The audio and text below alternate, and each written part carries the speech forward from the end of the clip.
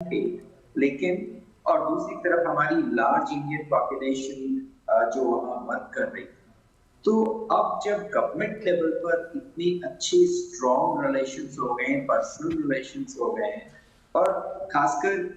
खाड़ी प्रदेशों मिस्टर में भंडारी जी, आपको हम रोकना चाहेंगे क्योंकि जो तस्वीरें अभी इस वक्त हम दिखा रहे हैं वही यूपीआई का ही हम जिक्र कर रहे हैं। रुपए कार्ड वहां रखा हुआ है और अपने आप में ये दिखाता है कैसे स्वैप करके वो एक नए फिनटेक की शुरुआत हो रही है और कैसे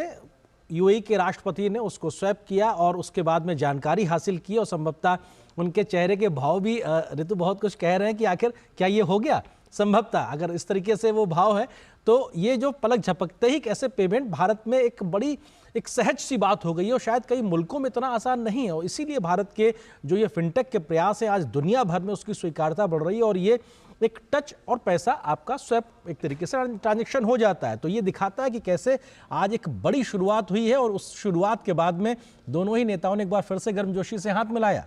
जी हाँ, कई देशों की ऐसी स्टडी रही है जिसमें ये पता चलता है कि कई ऐसे विकसित देश हैं जो डिजिटल पेमेंट इंटरफेस में अभी भी पीछे हैं जिस मकाम को हासिल किया है भारत ने, क्योंकि यूपीआई भारत का एक ऐसा फाइनेंशियल इंटरफेस है जिसने कई देशों के साथ भारत के संबंधों को और मजबूत भी किया है, पर्यटकों के लिए सुविधा को बढ़ाया है, व्यापार करने की सुविधाओं को और बढ़ाया है और उसी एक तरह से उस पूरी लिस्ट में अब क्योंकि मेरी नजर पड़ी, मैं रोकना चाहूंगा क्योंकि